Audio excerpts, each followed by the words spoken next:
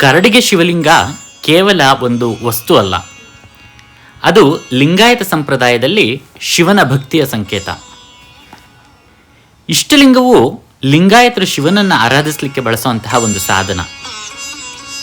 ಇದನ್ನ ಕರಡಿಗೆ ಅನ್ನುವಂತಹ ಒಂದು ಸಣ್ಣ ಸಂಪುಟದಲ್ಲಿ ಇರಿಸಿ ಶಿವಸೂತ್ರ ಅಥವಾ ಶಿವದಾರದಿಂದ ಕೊರಳಿಗೆ ಧರಿಸಲಾಗುತ್ತೆ. ಇಷ್ಟಲಿಂಗವನ್ನು ಸಾಮಾನ್ಯವಾಗಿ ವಿಶೇಷವಾದ ಬಾಣಲಿಂಗದ ಕಲ್ಲನ್ನ ತುಪ್ಪದ ಕಂತಿನ ಒಳಗಿಟ್ಟು ಶುದ್ಧತೆ ಮತ್ತು ಭಕ್ತಿಯಿಂದ ತಯಾರಿಸುತ್ತಾರೆ. ನೀವಿಲ್ಲಿ ನೋಡ್ತಾ ಇರೋದು ಕಲ್ಲಿನ ಬಾಣಲಿಂಗ. ಇದು ಸೂಕ್ಷ್ಮವಾಗಿರೋದ್ರಿಂದ ನಿತ್ಯ ಪೂಜೆಗೆ ಸರಳವಾಗಿ ಬಳಸೋದು ತುಂಬಾ ಕಷ್ಟ. ಹಾಗಾಗಿ ಇದನ್ನ ಪೂಜೆಗೆ ಬಳಸಲಿಕ್ಕೆ ಉದ್ದೇಶದಿಂದ ಇದನ್ನ ಕಂತಿನ ಒಳಭಾಗದಲ್ಲಿಟ್ಟು ಇಷ್ಟಲಿಂಗವನ್ನ ತಯಾರಿಸ್ತಾರೆ.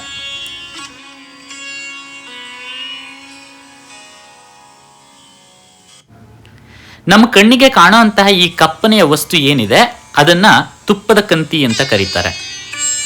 ಸಾಮಾನ್ಯವಾಗಿ ಇದನ್ನ ಪಂಚಸೂತ್ರ ಪೀಠಕ, ರಾಳ, ಮಸ್ತಕ, ಅರಗು, ಗೇರೆಣ್ಣೆ, ಹಸುವಿನ ಸಗಣಿಯಿಂದ ಮಾಡಲಾದಂತಹ ಭಸ್ಮ, ತುಪ್ಪದ ಕಾಡಿಗೆ, ಕರ್ಪೂರದ ಕಾಡಿಗೆಯನ್ನ ಬೆರೆಸಿ ತಯಾರಿಸ್ತಾರೆ. ಇದು ಮುಟ್ಟಿದ್ರೆ ಒಂಥರ ಮೇಣದಂತೆ ಗಟ್ಟಿಯಾಗಿರುತ್ತೆ. ಇದನ್ನ ಇಷ್ಟಲಿಂಗದ ಹೊರಹೊದಿಕೆಯಾಗಿ ಬಳಸ್ತಾರೆ.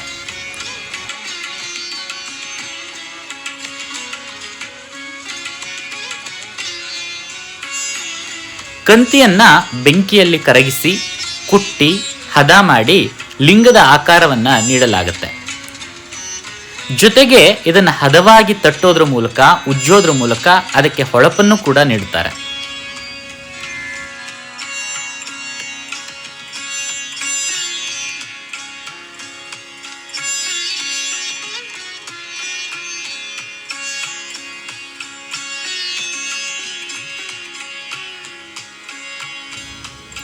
ಈ ರೀತಿ ಹೊಳಪನ್ನು ನೀಡಲಾದಂತಹ ಶಿವಲಿಂಗಕ್ಕೆ ಲಿಂಗಮುದ್ರೆಯ ರೂಪದಲ್ಲಿ ಓಂಕಾರದ ಅಚ್ಚನ್ನ, ಹಾಗೆಯೇ ಶಿವನ ಬಾಯಿಯ ಆಕಾರದ ಅಚ್ಚನ್ನ ಒತ್ತಿ ಲಿಂಗಕ್ಕೆ ಜೀವವನ್ನು ನೀಡಲಾಗುತ್ತೆ. ಈ ರೀತಿ ತಯಾರಾದಂತಹ ಇಷ್ಟಲಿಂಗವನ್ನ ಕರಡಿಗೆ ಅಂತ ಕರೆಯಲಾಗುವಂತಹ ಒಂದು ಸಣ್ಣ ಪೆಟ್ಟಿಗೆಯಂತಹ ಲಿಂಗ ಸಜ್ಜಿಕೆಯ ಒಳಗಿಟ್ಟು ಶಿವದಾರದಿಂದ ಶಿವಭಕ್ತರು ತಮ್ಮ ಕೊರಳಿಗೆ ಧರಿಸುತ್ತಾರೆ. ಈ ಕರಡಿಗೆಯನ್ನು ಸಾಮಾನ್ಯವಾಗಿ ಬೆಳ್ಳಿ, ಹಿತ್ತಾಳೆ, ತಾಮ್ರ ಅಥವಾ ಶ್ರೀಗಂಧದ ಮರದಿಂದ ತಯಾರಿಸ್ತಾರೆ. ಆದರೆ ಈ ಕರಡಿಗೆಗೆ ಕಂಚು ಅಥವಾ ಕಬ್ಬಿಣದ ಲೋಹವನ್ನು ಬಳಸೋದು ನಿಷಿದ್ಧ. ಹಾಗೆಯೇ ಈ ಕರಡಿಗೆಯನ್ನು ಕಟ್ಟಲಿಕ್ಕೆ ಬಳಸುವಂತಹ ದಾರ ಸಾಮಾನ್ಯವಾಗಿ 36 ಅಥವಾ 63 ಎಳೆಗಳನ್ನು ಕೂಡಿರ್ತಕ್ಕಂತಹ ರೇಷ್ಮೆ ಅಥವಾ ಹತ್ತಿಯ ದಾರವನ್ನು ಬಳಸಲಾಗುತ್ತೆ.